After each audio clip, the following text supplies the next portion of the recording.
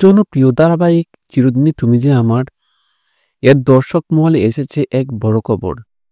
এতদিন অপর্ণার চরিত্রে অভিনয় করা অভিনেত্রী দিতিপ্রিয়া রায় ধারাবাহিকটি ছেড়ে দিয়েছেন।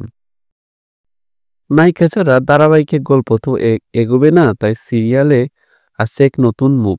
জানা গিয়েছে এবার থেকে অপর্ণার চরিত্রে অভিনয় করবেন অভিনেত্রী শিরিন পাল। কে এই শিরিন পাল? তিনি একজন থিয়েটার অভিনেত্রী। বিভিন্ন নাটকে তাকে অভিনয় করতে দেখা গেছে।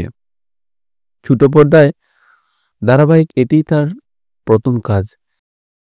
এই প্রতিভাবান থিয়েটার অভিনেত্রী প্রথমবার ক্যামেরার সামনে আসছেন। আর্যর বিপরীতে নায়িকার ভূমিকায়।